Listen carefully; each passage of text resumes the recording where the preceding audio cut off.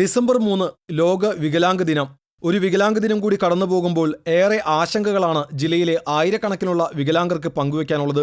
അതിൽ തങ്ങൾക്കുള്ള തിരിച്ചറിയൽ കാർഡ് മുതൽ BPL ലിസ്റ്റ് വരെയുണ്ട്. പെൻഷൻ ലഭിക്കാനുള്ള വരുമാന പരിധി ഉയർത്തുമെന്ന മുഖ്യമന്ത്രിയുടെ പ്രഖ്യാപനത്തിലൊതുങ്ങുന്നതല്ല തങ്ങളുടെ വേദനകളെന്ന് ഇവർ പങ്കുവയ്ക്കുന്നു. സമൂഹത്തിനു മുന്നിലെ അവഗണനയെക്കുറിച്ചാണ് ഇവർക്ക് പറയാനുള്ളത്. സ്വന്തമായി ഭൂമി മുതൽ വിദ്യാഭ്യാസവും സാമൂഹിക സുരക്ഷയുമെല്ലാം ഇവരിൽ ഭൂരിഭാഗം പേരുടെയും ആശങ്കകളാണ്. സർക്കാർ ജോലികളിലെ സംവരണം അട്ടിമറിക്കപ്പെടുന്നു. വികലാംഗർക്കുള്ള സർക്കാർ ജോലിയിൽ മെല്ലെപ്പോക്ക് നയം തുടങ്ങിയ ഇവരുടെ ആരോപണങ്ങൾ കാര്യമാത്ര പ്രസക്തമാണ്.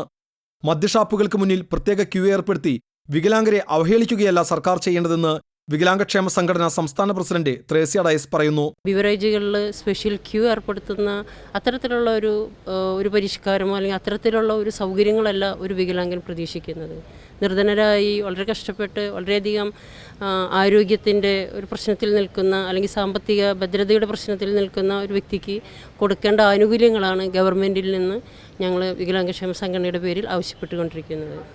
മറ്റ് സംസ്ഥാനങ്ങളിൽ മാന്യമായ പെൻഷനും ആനുകൂല്യങ്ങളും നൽകി വികലാംഗരെ പുനരധിവസിപ്പിക്കുമ്പോൾ സംസ്ഥാനത്ത് വികലാംഗർ അവഗണിക്കപ്പെടുന്നു എന്ന ആരോപണം ശക്തമാണ്. ലോട്ടറി ഓഫീസുകളിലായാലും മറ്റെവിടെയായാലും തങ്ങൾ അവഹേളിക്കപ്പെടുന്നുവെന്ന് ഇവർ ആരോപിക്കുന്നു.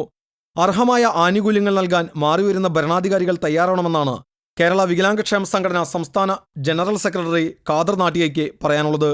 ഈ വ്യത്യസ്തമായിട്ടുള്ള വൈകല്യമുള്ളവരെ സമൂഹത്തിൻ്റെ മുഖ്യധാരയിൽ കൊണ്ടുവരിക, അവർക്ക് ഈ പരിഷ്കൃത സമൂഹത്തിൻ്റെയും ഓട്ടിസം ബാധിച്ച ഭരണകൂടത്തിൻ്റെയും കണ്ണ് തുറപ്പിക്കാൻ ആവശ്യമാവുന്ന ഒരു പ്രവർത്തന മേഖലയിലാണ് കേരള വികലാംഗക്ഷേമ സംഘടന ദൗത്യം ഏറ്റെടുത്തിരിക്കുന്നത്.